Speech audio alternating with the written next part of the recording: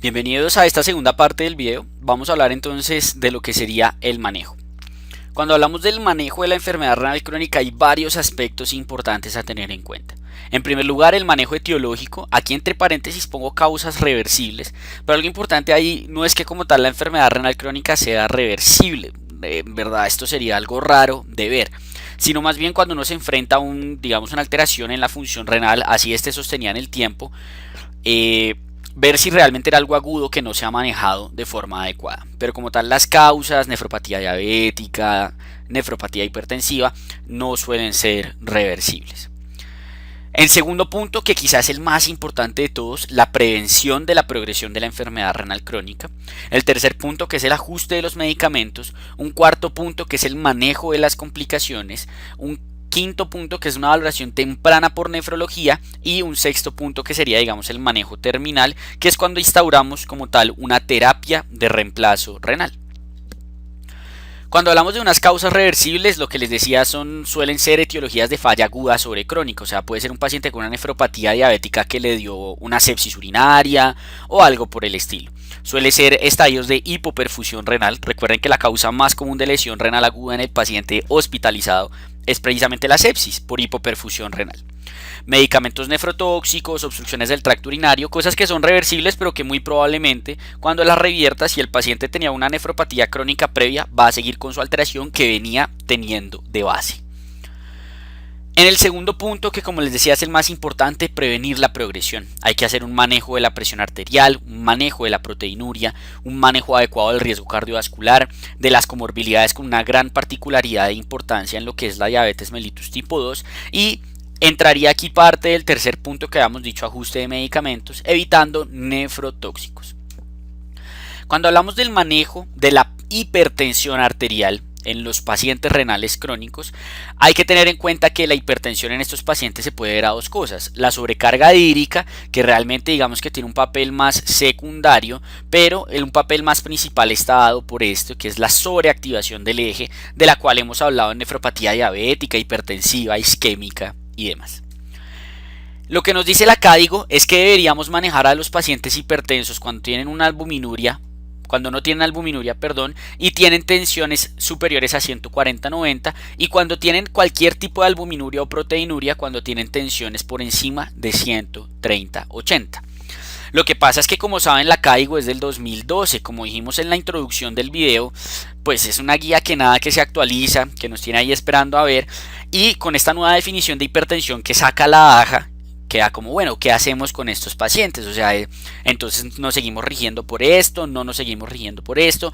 La respuesta, no hay una respuesta 100% correcta, es lo que les podría decir, pero podríamos decir que depende de la guía en la cual nos estemos fundamentando a partir de cuándo vamos a hacer el diagnóstico. Si nos vamos a ir con la nueva de la AJA, definitivamente va a ser 130-80 para todos, sin importar la proteinuria, y si nos vamos por la guía europea va a ser 140-90 y seguiríamos considerando esa particularidad de la proteinuria moderada o severamente aumentada con 130-80. Cuando tenemos entonces el diagnóstico de hipertensión arterial y le vamos a instaurar un manejo farmacológico, algo importante a tener en consideración es si el paciente tiene o no proteinuria. Porque me imagino que ustedes habrán escuchado que paciente hipertenso renal crónico hay que ponerle IECA y ARA2. Porque el IECA y el ARA2 son nefroprotectores. Resulta que esto es cierto en los pacientes que tienen proteinuria. ¿Listo? En estos pacientes lo que yo quiero es buscar reducir la presión intraglomerular. Al yo ponerles un IECA les voy a constreñir un poquito la deferente, les voy a dilatar la aferente y eso me disminuye la presión dentro del glomérulo. Y esa es la razón por la cual es nefroprotector, además de evitar todos esos daños y esas alteraciones secundarias que vimos que generaba la angiotensina sobre el riñón. Entonces en estos pacientes que tienen proteinuria, efectivamente los IECA y los ARA2 van a ser la primera línea de manejo. Obviamente no los dos al tiempo, sino el uno o el otro. Como segunda línea de manejo tenemos los calcioantagonistas no dihidropiridínicos, que también tienen un papel antiproteinúrico, y los diuréticos. Y como último tenemos a la espironolactona. Por su parte, los pacientes con proteinuria negativa, aquí sí ya la cosa no va a importar, o sea, no hay una evidencia en el momento de que verdaderamente ahí el IECA o el ARA2 sean superior. De igual manera, considero yo, pues digamos fuera un paciente mío, yo así fuera un paciente que no tiene proteinuria, le pongo IECA o ARA2 si hay la posibilidad. Pero lo que dice la evidencia es que le podríamos poner de igual manera IECA, calcio antagonista o diuréticos como manejo antihipertensivo. La meta de tensión arterial entonces va a ser menor a 130/80 en peso seco. Esto es lo que nos dice UpToDate. ¿Listo? ¿Por qué sale esta meta o por qué se justifica esta meta actualmente en UpToDate y no el famoso 140/90? Por el estudio que muy probablemente ustedes habrán escuchado. Si no lo han escuchado o no tienen muy claro esto de hipertensión, los invito a ver el video de hipertensión arterial que tenemos en el canal. Ahí está explicado este estudio un poco más a fondo. Básicamente es un estudio en el que comparan tener una presión arterial sistólica meta de 140 y una de 120, y dentro de los pacientes que incluyeron en este estudio lo que me importa es que vean que hayan enfermos renales crónicos, o sea, hacía parte de los criterios de inclusión, o sea, si había alguien renal crónico lo metían ahí, y se dieron cuenta que en estos pacientes hay una disminución de síndrome coronario agudo, ACV, falla cardíaca agudizada y muertes por causa cardiovascular. Entonces en estos pacientes efectivamente se justifica esta meta más estricta de la presión arterial de 130/80 que nos plantea la guía de la AJA y que la guía europea nos dice trate de llevar a todo el mundo ahí. Eso sería el primer punto entonces en cuanto al manejo de la hipertensión arterial, en esto de prevenir la progresión de la enfermedad renal crónica. En el manejo de la proteinuria, está claro que al paciente que tiene proteinuria hay que ofrecerle ojalá un manejo antiproteinúrico. El manejo antiproteinúrico se hace con IECA o con ARA2. Y ojo, esto no tiene que ver con si el paciente está hipertenso o no. Puede no estar hipertenso, pero si el paciente es diabético y tiene una albuminuria por encima de A2, o tiene una nefropatía de un origen distinto al diabético y tiene una proteinuria ya severa, o pues es hipertenso, definitivamente le vamos a instaurar su manejo con IECA o con ARA2 y vamos a hacer manejo dietario. El manejo dietario va a ser el siguiente: si el paciente tiene una TFG por encima de 60, vamos a decir que tenga un consumo de proteínas de 1,3 gramos kilo al día, y si tiene una TFG menor de 60, si le instauramos el famoso límite de 0,8 gramos kilo día. Algo importante es que tampoco es que el paciente ya deje de comer proteínas, porque eso también va a ser deleterio. Por debajo de 0,6 gramos kilo día, los pacientes empiezan a tener desenlaces adversos. Funciona como una curva J, donde tenemos nuestro punto de menor riesgo en 0,8, pero ya en 0,6 el riesgo vuelve a aumentar y por encima de 0,8 pues el riesgo también aumenta. El objetivo de hacer este manejo dietario y el manejo farmacológico va a ser tener una excreción de proteínas en 24 horas de entre 500 y 1000 miligramos. Por su parte, en cuanto al manejo de la dislipidemia, algo importante es que ser renal crónico es tener riesgo de tener dislipidemia. Principalmente hipertrigliceridemia es lo que más se ha relacionado, pero también se puede asociar con otros estados de hipertrigliceridemia. Recuerden que la hipertrigliceridemia per se hay dudas y debate respecto a si es o no un riesgo cardiovascular. Algunos dicen que sí por encima de 300 y dependiendo del paciente y demás. Usualmente la hipertrigliceridemia se suele manejar con dieta y mucho más en los renales crónicos porque hay un mayor riesgo en el uso de los fibratos en términos de los eventos adversos musculares y hepáticos. Se suele indicar cuando los triglicéridos están por encima de 886 pese a manejo no farmacológico. Por su parte, si tiene hipercolesterolemia, el manejo va a depender de si es una prevención secundaria, es decir, un paciente que ya tiene enfermedad aterosclerótica conocida, pues tiene que tener estatinas en un esquema de alta intensidad, ¿cierto? Y como prevención primaria, es decir, paciente sin enfermedad aterosclerótica conocida, lo vamos a iniciar en todo paciente que tenga una TFG menor de 60 y un riesgo cardiovascular aumentado, es decir, un riesgo cardiovascular mayor al 10% a 10 años. El objetivo del manejo hipolipemiante en estos pacientes va a ser tener una meta de LDL de 70. Entonces lo que vamos a hacer inicialmente es un manejo con estatinas, dependiendo de su valor de base, pues vamos a determinar si instauramos un esquema de moderada o alta intensidad.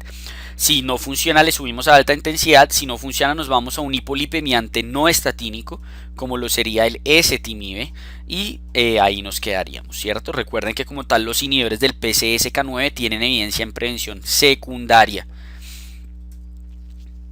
En cuanto a la dieta, es muy importante que el paciente debe tener una ingesta de sodio menor a 2 gramos día. Recuerden que 2 gramos días de sodio son 5 gramos de sal. Uno no le va a decir al paciente que coma menos de 2 gramos de sal, sino menos de 5 gramos de sal. ¿Por qué es importante esto? Porque cuando hay una ingesta de sodio superior de 2 gramos hay un aumento en el riesgo de la progresión del deterioro renal y de otros deterioros o desenlaces cardiovasculares adversos. El calcio, lo ideal es que esté por debajo de 1500 miligramos día. Si está por encima de 2000 hay un mayor riesgo de calcificaciones metastásicas con todos estos trastornos del metabolismo fosfocálcico que hay en estos pacientes, como ya hablaremos. El fósforo debe estar en un consumo entre 0,8 y 1 gramo día. Hay evidencia en el paciente en diálisis. Fuera de este escenario no tenemos casi evidencia de que una ingesta excesiva de sodio puede predisponer a un mayor riesgo cardiovascular. La idea es que la dieta tenga unas calorías de 30 a 35 kilocalorías kilo día y que el componente de grasa en la dieta sea menor al 30%, que tenga un buen consumo de fibra entre 5 y 38 gramos día. Y el potasio es algo debatido porque la CADIGO dice que deberíamos limitar el potasio en G3 y 4, pero como ustedes saben cada vez más hay evidencia de que un buen consumo de potasio se asocia con una disminución en la presión arterial. Entonces que hay como el riesgo-beneficio de le pongo, no le quito el potasio, no se lo quito, porque si no se lo quito eso me puede bajar, según los estudios, hasta 2 milímetros de mercurio la presión arterial. Entonces queda ahí la duda en ese escenario y como el debate. La aspirina va a ser según indicaciones y preferencias. Recuerden que la aspirina como prevención primaria está cada vez más mandada a recoger por el aumento en el riesgo de sangrados en los pacientes ancianos y pues hay que hacer manejo de otras comorbilidades. Como dijimos, dentro del manejo de estas otras comorbilidades, quizá de lo más importante era hablar de la diabetes. Cuando uno tiene una nefropatía diabética, además de todo lo que hemos hablado de hacer un adecuado manejo de la presión arterial, la glicemia va a ser algo vital. Tener una glicemia en metas, porque lo único que previene las complicaciones microvasculares de la diabetes, que entre ellas está incluida la nefropatía diabética, es un estricto control glicémico con una hemoglobina glicosilada por debajo de 7%. Hay que hacer una modificación del estilo de vida, valorar el inicio o no de las cistetinas, valorar el manejo antiproteinúrico y antihipertensivo.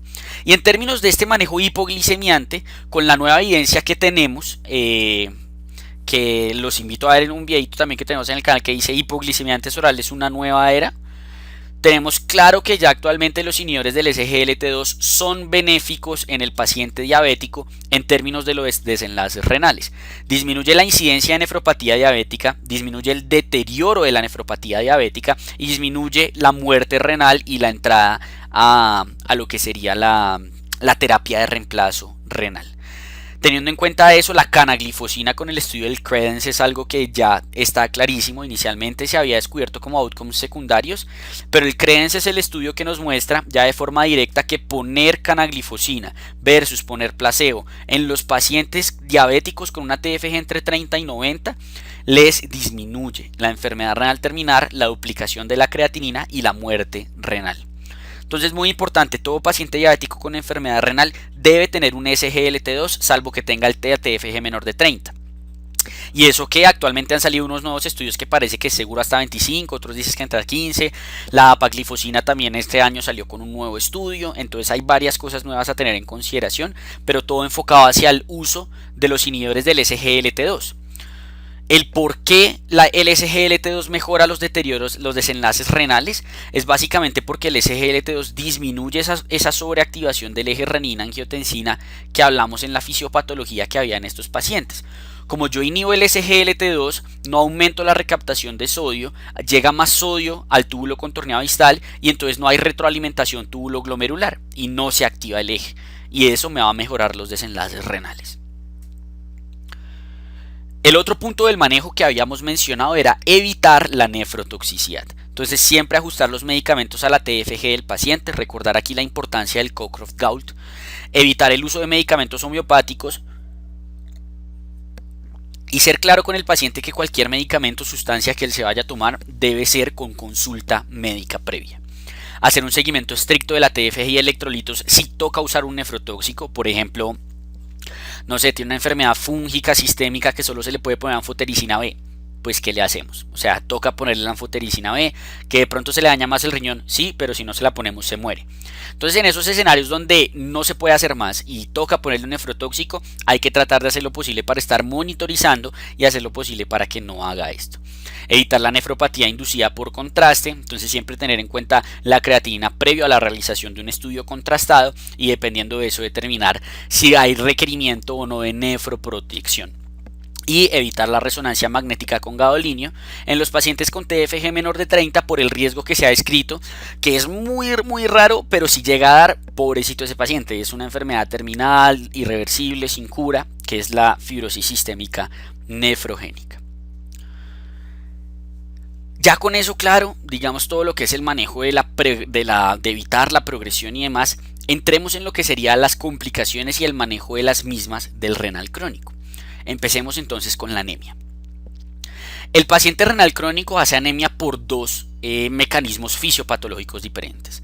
En primer lugar, la anemia por enfermedad renal crónica, lo del aumento de la hepcidina y esto que lleva a un secuestro del hierro, predispone a anemia. Y por otro lado, ustedes saben que el riñón tiene múltiples funciones y dentro de esas funciones está la producción de la eritropoyetina. Entonces cuando tengo un deterioro y fibrosis renal, también además de deteriorar su función de filtración, le voy a deteriorar su función de secreción de eritropoyetina. Entonces el paciente va a tener una disminución en la eritropoyetina y por ende también va a tener un riesgo de anemia. El manejo de la anemia básicamente es dar eritropoyetina cuando está indicado y se está indicado cuando la hemoglobina está de forma sostenida por debajo de 10. Algo importante es que cuando yo le voy a dar un suplemento de eritropoyetina o de arbopoyetina a un paciente, tengo que pedirle un perfil ferrocinético previo. Porque si bien puede no tener una anemia ferropénica clara o algo por el estilo, existe algo que se llama la ferropenia funcional. Que la ferropenia funcional es el paciente que si bien no tiene una anemia ferropénica clara, en el perfil ferrocinético sí tiene alteraciones. Entonces tiene una saturación de transferrina menor a 25% o una ferritina menor a 200. ¿Qué pasa si a un paciente con ferropenia funcional yo le pongo una ampolla de eritropoyetina? Como no tiene reservas, esa ampolla se perdió porque lo que va a hacer es que va a tratar de sacar hierro de donde no lo hay para producir más glóbulos rojos y producir más hemoglobina. Teniendo en cuenta eso, los pacientes con ferropenia absoluta o funcional, previo al uso de la eritropoyetina, se les debe dar suplemento de hierro. Y una vez se mejore la ferropenia absoluta o funcional, se le da la eritropoyetina. La eritropoyetina, además de que es cara, no es algo inocuo, aumenta el riesgo de tromboembolismos con su uso. Entonces hay que ponérsela al paciente sabiendo que le va a servir, no ponerle una eritropoyetina a un paciente ferropénico. La meta de la hemoglobina no va a ser muy alta, no va a ser tenerla en valores normales, sino que lo que está establecido es que la meta está entre 10 y 11,5. Por debajo o por encima de esto, el efecto es deleterio.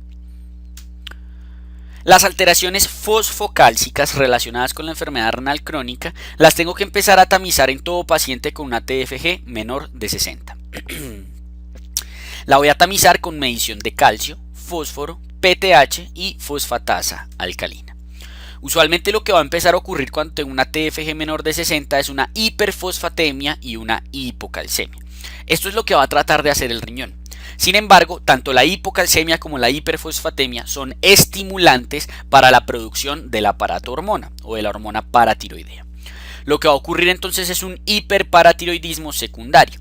Este hiperparatiroidismo secundario de momento va a evitar que esto se evidencie paraclínicamente, pero a expensas de mantener esto normal va a empezar a generar alteraciones óseas, osteodistrofia.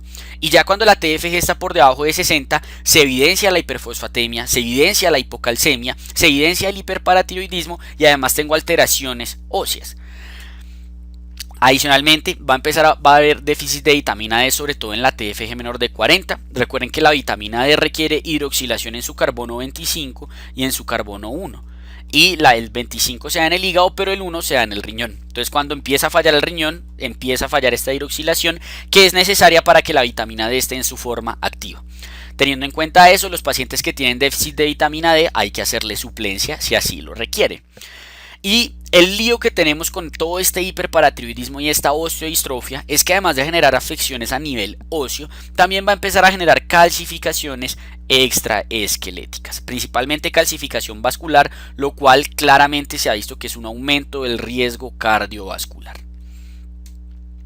¿Cómo sería el manejo general? Lo ideal es mantener un fosfato entre 2,4 a 4,1, que es la primera alteración que ocurre en la hiperfosfatemia.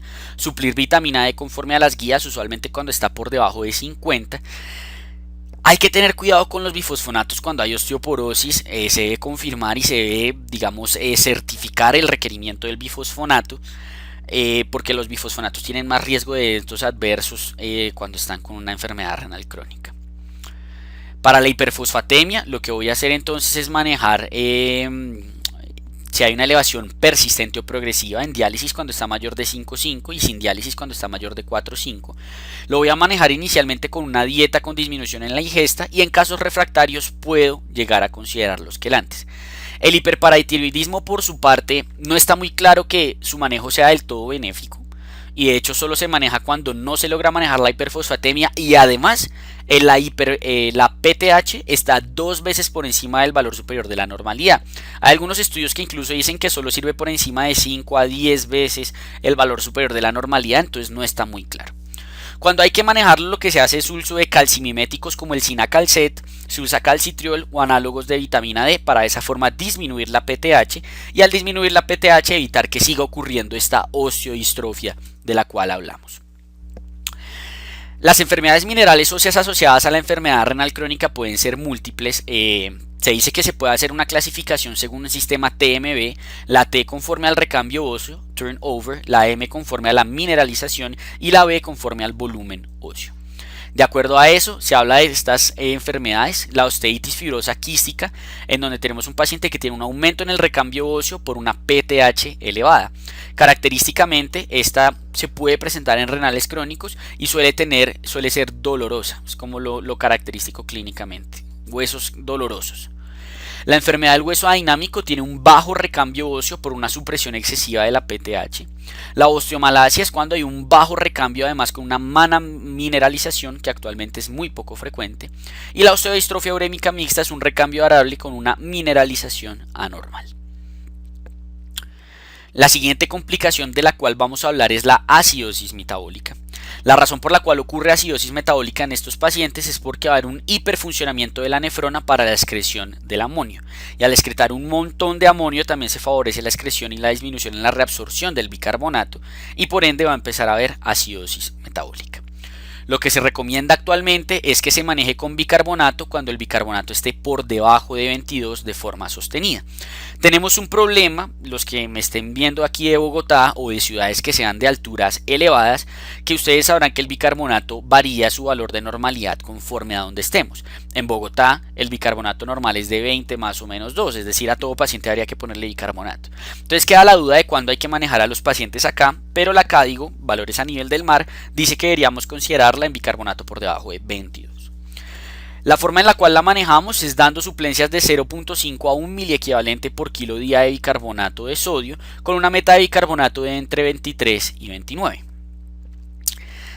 Anteriormente había mucho debate de si había que o no que manejar el bicarbonato. De hecho, la CADIGO del 2012 es como, sí, parece que sí, manejémoslo. Pero ya está claro que sí, se sabe que lo mejora. Está claro en términos de que mejora la mortalidad y la progresión de la enfermedad renal crónica y se cree que puede mejorar la alteración ósea, el catabolismo proteico, disminuir el agravamiento del hiperparatiroidismo, generar un favorecimiento en la disminución o evitar más bien la disminución de la capacidad de los sistemas buffer, evitar alteraciones en contractilidad miocárdica, evitar resistencia a la insulina y a la hormona de crecimiento, evitar inflamación sistémica y también evitar la hipotensión. Esto está más que todo certificado en este estudio que es el UBI, en el cual se evidencia en términos de lo que es la disminución en que se doble la creatinina, en mortalidad por cualquier causa y en inicio como tal de terapia dialítica, una disminución con el uso del bicarbonato en estos pacientes. ¿Cuál es el problema o la única crítica que tendríamos acá? Que este estudio solo incluyó pacientes con TFG menor de 30 y la CADIGO no dice eso, la CADIGO dice todo paciente con bicarbonato debajo de 22. Entonces queda la duda en pacientes entre 30 y 60, como venga, ¿será que ahí sí se beneficiará de algo o no el bicarbonato? Además en este estudio en el UBI se evidenció una tendencia a un posible beneficio en la densidad mineral ósea de estos pacientes. Continuando con el manejo de otras complicaciones, la sobrecarga hídrica se maneja con restricción hidrosalina, diurético de asa si lo requiere. Usualmente el paciente que tiene sobrecarga hídrica no es como tal, como les decía, porque su riñón ya no maneje bien los líquidos, sino porque está desjuiciado con la ingesta de los líquidos. Entonces es muy importante el manejo no farmacológico en estos pacientes. Como les decía, por la enfermedad renal per se, suele ser en tasas de filtración bien bajas, debajo de 15-10. La hipercalemia también suele ser secundaria a otro evento, una falla aguda sobre crónica. Se previene con una dieta baja en potasio y evitando medicamentos nefrotóxicos. En términos de vacunación e infección, los pacientes hay que vacunarlos con influenza anual, los G4 y G5 con riesgo de progresión hay que vacunarlos de una vez con hepatitis B para irles adelantando eso para la hemodiálisis, y los pacientes G4 y G5 hay que darles neumococo con refuerzo cada 5 años. En cuanto a la malnutrición, esto está más que todo estudiado en pacientes con diálisis, hay que hacerles contamisaje con albúmina y peso cada 1 a 3 meses. Aparentemente la enfermedad renal crónica se asocia con disfunción tiroidea, entonces hay que tener cuidado y tamizaje como tal del hipotiroidismo. Como una complicación aparte y especial vamos a hablar de la uremia. La razón es que, como vimos en la parte de presentación clínica en la primera parte de este video, la uremia es una evidencia de ya un fallo renal usualmente terminal que ya tiene requerimiento de terapia de reemplazo renal. Definimos uremia como síntomas relacionados con una elevación de azoados. El problema es que se ha visto que no se relaciona con un valor específico de azoados, o sea que podría estar relacionado con otras causas fisiopatológicas que tengan que ver con los azoados, más no como tal que los azoados estén excesivamente elevadísimos. De hecho, anteriormente se consideraba que un boom por encima de 100 era un criterio de urgencia dialítica y actualmente ya no se considera de esa manera, sino más los síntomas relacionados con la uremia. La uremia puede generar entonces pericarditis, neuropatía y coagulopatía. Usualmente se manejan con diálisis, hay una pequeña excepción en la coagulopatía que ya vamos a hablar a continuación. La coagulopatía urémica es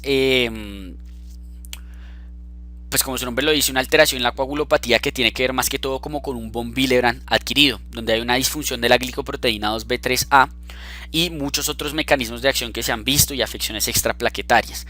Esta von Willebrand adquirido genera además una alteración en la agregación y la adhesión plaquetaria, y como les decía, no es la urea como tal la causa, porque se ve incluso con valores de urea no tan elevados.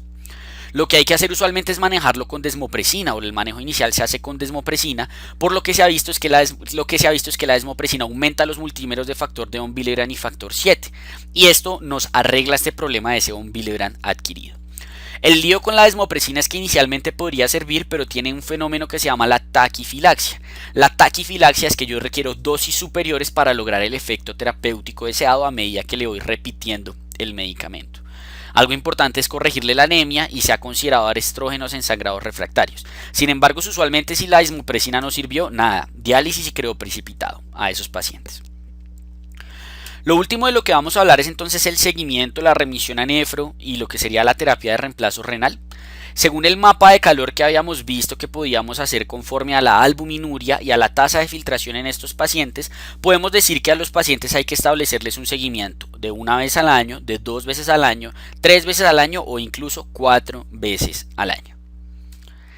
La remisión a nefrología, según la guía, hay que hacerla en todos estos escenarios, es decir, una TFG menor de 30, cuando tengan una albuminuria mayor a 3, cuando tengan hematuria glomerular, cuando tengan una causa no identificada de la enfermedad renal crónica, cuando tengan una caída de la TFG mayor al 30% en menos de 4 meses, cuando tengan anemia con requerimiento de eritropoyetina u osteoporosis requiriendo vitamina D o bifosfonato, cuando tengan un potasio mayor a 5,5 que no se logra manejar, cuando sea de difícil manejo farmacológico, todo paciente menor de 18 años, todo paciente con hipertensión resistente, todo paciente con nefrolitiasis recurrente y todo paciente que se le sospeche o se le haya confirmado una enfermedad genética.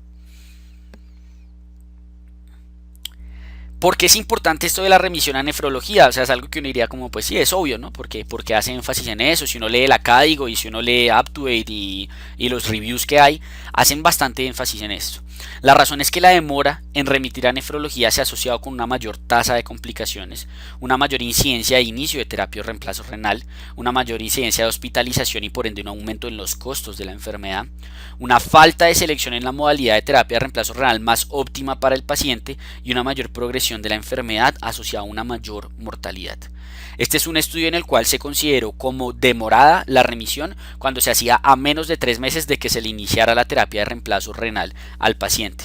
Y miren cómo en términos de mortalidad hay un aumento claro y significativo estadísticamente en la mortalidad, un aumento significativamente estadístico en la duración de la hospitalización cuando le inician la terapia de reemplazo renal y un aumento estadísticamente significativo en términos de la mortalidad a un año. Entonces es importante referirlos. ¿Por qué? Porque el nefrólogo le va a empezar a hablar de todo y, muy importante, va a empezar a determinar cuándo hay que hacer terapia de reemplazo renal. Es muy importante eso. Hablemos entonces de terapia de reemplazo renal. Las indicaciones para la terapia de reemplazo renal son pericarditis o pleuritis urémica, encefalopatía o neuropatía urémica, diátesis hemorrágica por uremia, sobrecarga hídrica refractaria a diuréticos, hipertensión resistente, alteraciones metabólicas persistentes, náuseas y vómitos persistentes y malnutrición. Fíjense cómo no existe un valor de TFG que sea una indicación para poner una hemodiálisis. Ni siquiera en una enfermedad renal aguda, cuando hablamos de la EIOU, como las causas o las indicaciones de urgencia dialítica, no está tampoco un valor de tasa de filtración glomerular. Es importante tener eso en cuenta. Sin embargo, la CAIGO nos dice, pues venga, si él mantiene una TFG menor a 10, pues considere que ya va siendo hora de por lo menos planearlo y en un futuro cercano iniciarle su terapia de reemplazo renal. La terapia de reemplazo renal entonces hace parte de esta importancia de remitir temprano al nefrólogo porque permite que se discuta de una forma anticipada y se haga una preparación médica y psicológica, se hagan las vacunaciones necesarias, se haga una valoración psicológica con el paciente porque estar pegado a una diálisis es algo que deprime a los pacientes. Hay muchos pacientes que de entrada no la aceptan y la valoración psicológica permite que la aceptan y pues puedan seguir con su vida. Existen como tal 3 formas de terapia de reemplazo renal: la hemodiálisis, la diálisis peritoneal y el trasplante renal. Evidentemente el trasplante renal sería lo mejor porque le pongo su nuevo riñón y listo, no tiene que estar pegado a una máquina, no tiene que estar haciendo cambios de dializante peritoneal ni nada por el estilo. Sin embargo, en primer lugar, no todos son candidatos y así todos lo fueran, no hay tantos riñones para ofrecer. Entonces, muchos terminan en las otras 2 variantes de terapia de reemplazo renal: hemodiálisis y diálisis peritoneal.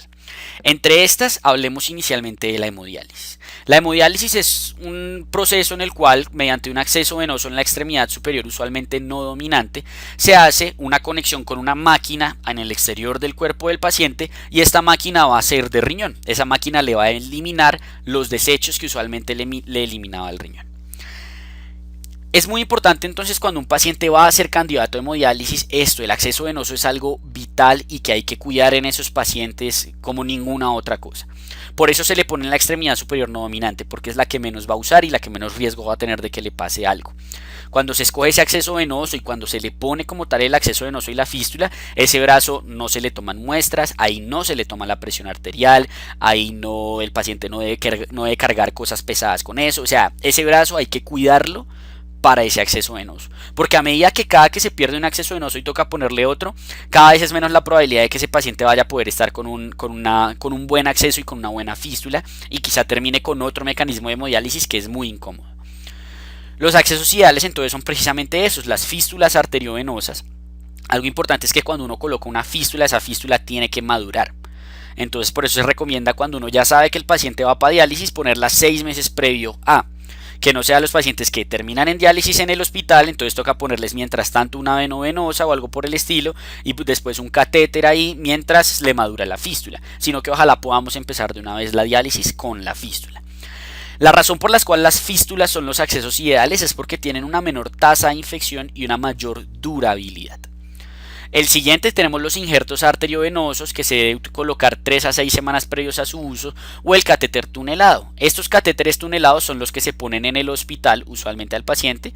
No sé si han visto que les ponen un catéter femoral o un catéter aquí en la yugular y a través de esos catéteres es que les hacen la diálisis. Usualmente se utilizan precisamente como puente mientras le madura la fístula. Sin embargo, en los pacientes que ya se perdieron todos los accesos venosos y no se le puede hacer fístula, no se le puede hacer injerto, puede que esta sea la última opción de acceso crónico y le toque estarse haciendo la diálisis por ahí. Tanto el injerto como el catéter tunelado tienen una mayor tasa de infección y complicaciones. Por su parte, la diálisis peritoneal lo que hace es colocar un catéter dentro del peritoneo, o sea, comunica al exterior con el peritoneo, y se puede utilizar casi que de una después de la colocación, pero se recomienda esperar unos 15 días para evitar que cicatrice bien y evitar entonces fugas a través del orificio por el cual se introdujo el catéter. La diálisis peritoneal, los beneficios que tiene sobre la hemodiálisis y la razón por la cual muchos pacientes la prefieren es que no tienen que ir a una unidad renal para hacérsela. Ellos mismos les enseñan, tienen su maquinita y ellos se hacen los cambios de su dializante, se pegan a la máquina, lo pueden hacer mientras duermen. Entonces digamos que es un poco más autónomo, por así decirlo. ¿Cuál es el lío de la diálisis peritoneal? Pues en primer lugar que el paciente va a tener un líquido en su barriga, claramente. Eso es un líquido que está lleno de azúcar. Lo cual genera un gradiente osmótico que atrae las sustancias que normalmente dializaría o que filtraría el riñón. Y el otro lío que tiene es que tiene un riesgo de peritonitis asociada al catéter, es decir, se puede como tal infectar el catéter y generar peritonitis. Algo importante es que la peritonitis no es indicación de retirar el catéter, o sea, no es que le dio peritonitis, chao catéter y ya no puede volver a utilizar diálisis peritoneal, no necesariamente, ¿listo? Cuando hay que quitar el catéter debido a una peritonitis, cuando es una peritonitis fúngica, cuando es una peritonitis recurrente y cuando es una tunelitis. ¿Qué es una tunelitis? Imagínense que esta es la barriga del paciente, ¿cierto? Imagínense que este es el catéter, entonces este es el peritoneo y este es el exterior. El catéter se los ponen así, más o menos, este es como sería el catéter, y la tunelitis es la infección de esta parte. El problema ahí es que llegar con un antibiótico ahí es muy difícil, entonces toca quitarle el catéter a esos pacientes. Por último, las indicaciones de biopsia renal en los renales crónicos básicamente es un nefrótico por nefropatía lúpica, un nefrótico sin evidencia de enfermedad sistémica, síndromes nefríticos, una falla renal aguda no explicada y una hematuria glomerular aislada con evidencia de progresión. Eso sería todo en cuanto a enfermedad renal crónica. Espero les haya gustado mucho y recuerden que cualquier duda la pueden dejar en los comentarios. Nos veremos en una próxima sesión. Muchas gracias a todos los que llegaron hasta esta parte del video. Esperamos les haya gustado muchísimo y haya sido de utilidad para ustedes, que es lo que más importa. No olviden dejarnos en los comentarios qué tal les pareció el video, qué otros temas quieren que hagamos y por supuesto todas las dudas que tengan al respecto del video que acabamos de presentar. Recuerden seguirnos en nuestra nueva página de Instagram y recuerden suscribirse y darle a la campanita para no perderse ninguno de los videos que estamos subiendo. Subimos por lo menos uno a la semana. No siendo nada más, esto fue Tutorías Medicina Interna.